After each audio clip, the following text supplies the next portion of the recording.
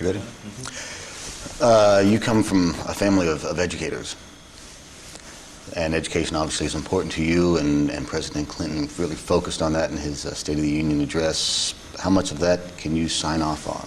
Well, I'm excited about the attitude that I sense here on Capitol Hill, too, among Republicans about education. Yesterday we had a news conference, for example, here in the Senate Radio and TV Gallery, led by Jim Jeffords of Vermont, who's chairman of our Education Committee that has jurisdiction over legislation here in the Senate. We were talking about the initiatives that we think we can agree on with President Clinton in education. More technology, making funds available to school districts and states to help get them into the modern era in terms of computers, telecommunications capability. There's a program that I talked about called MathLine, which we started in 1994, and we've had funding now for 3 years. The National Council of Teachers of Mathematics have agreed on standards throughout the country, and it's one of the few disciplines where there's no real controversy. I mean, math is math, whatever state you're in or town you're in, and so there's a lot of agreement on how you can take advantage of new ways of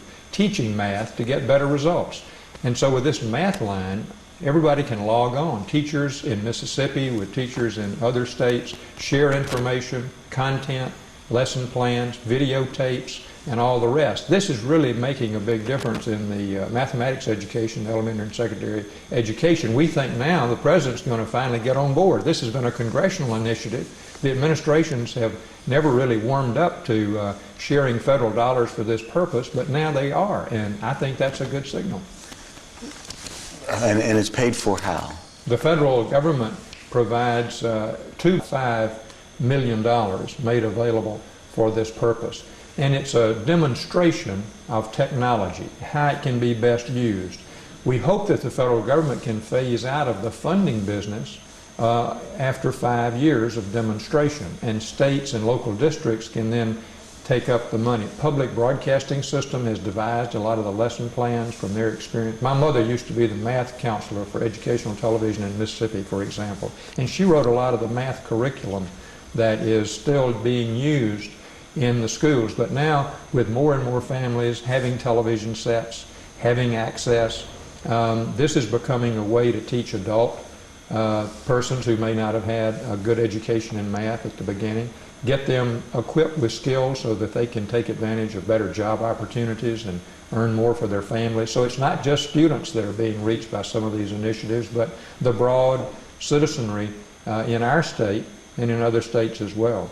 And it gets the federal government out after a short amount of time. That's right. It's not the federal government telling you what to do. It's just showing you these are some new technologies. Here's how they're working. If you'd like to have the benefit of this in your school district, here's how you do it. And this is the system that you might be interested in trying. And a lot of school districts in Mississippi are benefiting from that. Recent polls show that Clinton's approval rating is through the roof, and Congress is looked upon somewhat less than that. I'm sure journalists are even less than that. Where does that blame go? Is it the media that's helping to perpetuate that? Is it the bipartisan bickering? And do you have any thoughts on that? Well, I think one reason Congress may be in the low numbers right now is because of the problems the Speaker of the House has had. He's attracted a lot of criticism, and of course he's been disciplined by his own ethics committee in the House, and so I think that's one reason why Congress generally is viewed with less favor right now, because of the Speaker's problems. But I think here in the Senate you're seeing new awareness of the fact that we've got to work with the administration. You can't just engage in a partisan food fight all the time and expect to get anything done, and the American people are turned off by that. I think here we're seeing some change in attitude and strategy. We're reaching out to the president. He came up here and met with congressional leaders here in the Senate the other day, and it was a good meeting. They agreed on 5 specific areas where agreement can be reached, it was felt, on legislation to try to solve problems that face all Americans, whether they're Republicans or Democrats. Casters, you know, of course they would have to expend a lot of money to overcome this this new technology and the expense of installing it and making it available to everybody.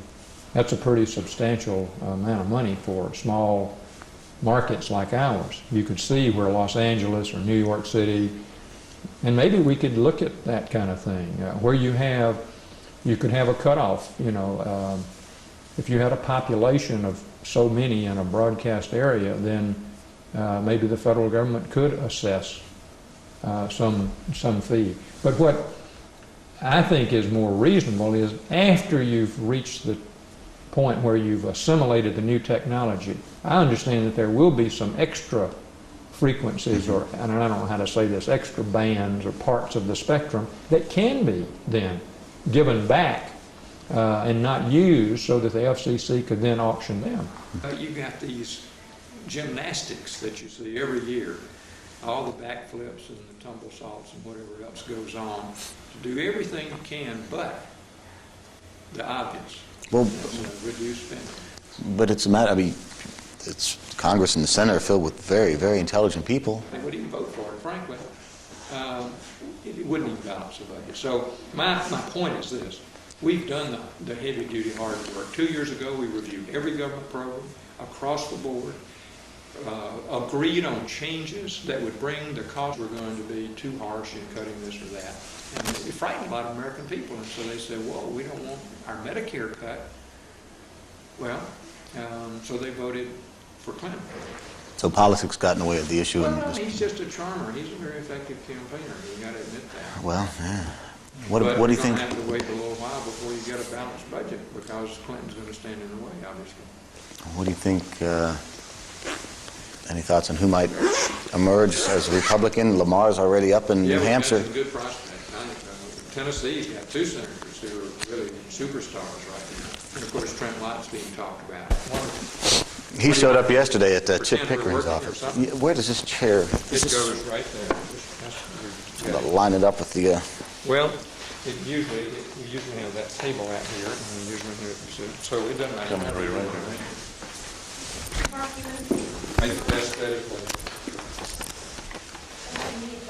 What do you want us to do? Just anything that you would normally be doing at the desk would be good if you wanted to.